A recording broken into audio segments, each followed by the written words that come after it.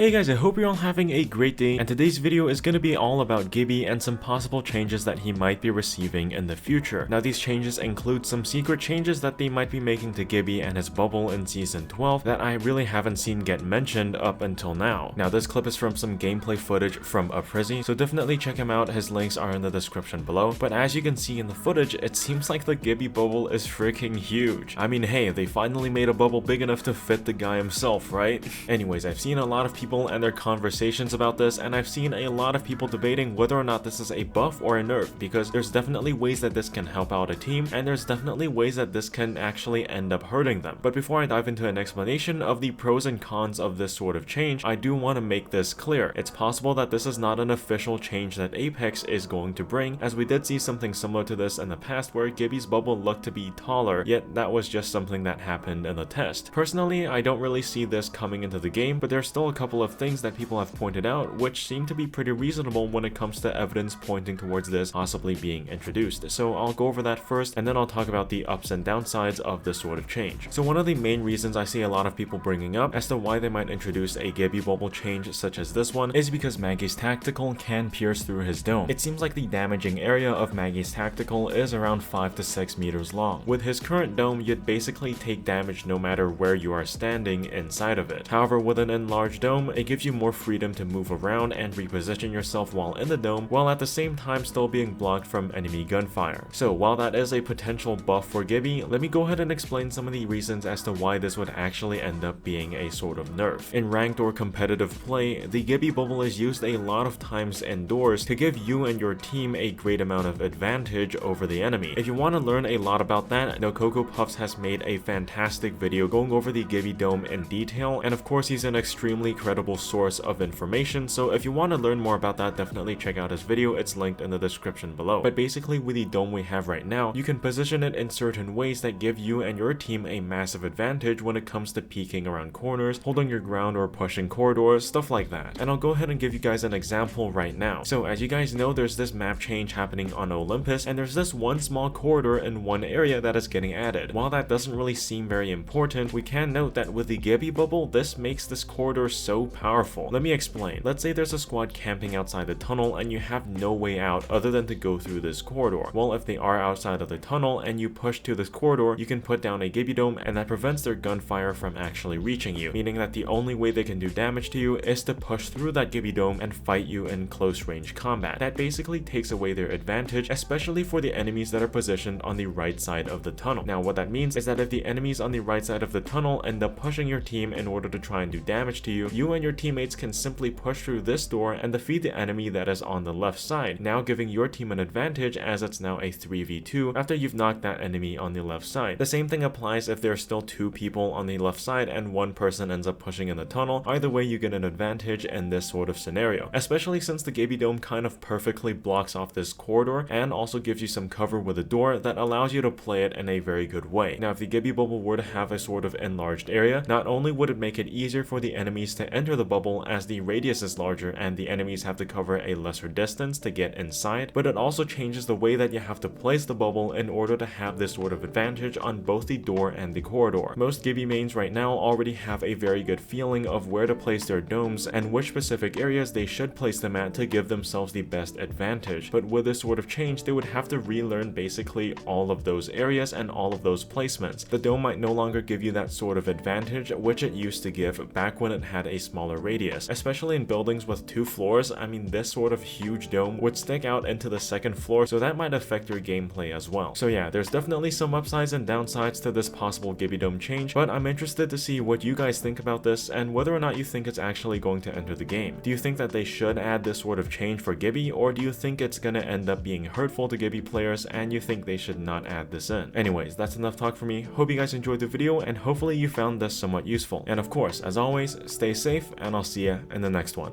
Peace out.